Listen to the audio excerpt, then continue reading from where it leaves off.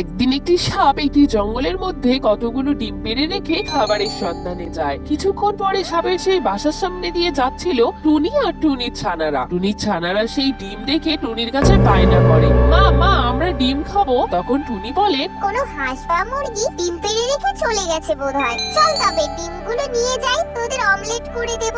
এই বলে টুনি সেখান থেকে দুটো ডিম নিয়ে চলে যায়। সাপ যখন ফিরে এসে দেখে দুটো ডিম নেই, সে তখন ডিম খুঁজতে খুঁজতে টুনিদের গ্রামে এসে পৌঁছায়। আর সেখানে শিয়াল মামার সাথে দেখা হয়। শিয়াল মামাকে অনুরোধ জানায় এই ডিমগুলো খুঁজে বের করে দিতে। শিয়াল মামা বলে, সাপ আমি তোমার ডিমগুলো খুঁজে বের করে দেব, তবে একটা শর্তে, যদি সকলে ভিডিওটি লাইক করে চ্যানেলটিকে একদিন একটি জাদুর নাগিন টুনিদের গ্রামে ঢুকে পড়ে, আর ওই নাগিনকে যেই দেখে সেই সাপ হয়ে যায়। এইভাবে একদিন পুকু ওই নাগিনের সামনে চলে আসে, আর পুকু সাপ হয়ে যায়। এমন করে গ্রামের অনেক মানুষ ও পশু পাখি সাপ হয়ে যায়। এরপর ওই নাগিন তার সমস্ত সাপদের নিয়ে বাড়ি ফিরছিল।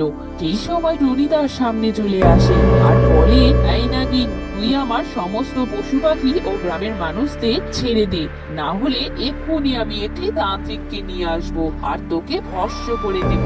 তখন নাগিন বলে, না টুনি, তুই তান্ত্রিককে নিয়ে আসিস না, আমি তোর গ্রামের সমস্ত মানুষ ও পশু পাখিকে ছেড়ে দেব, যদি সকলে ভিডিওটি লাইক করে চ্যানেলটিকে সাবস্ক্রাইব করে দেয় তাহলে।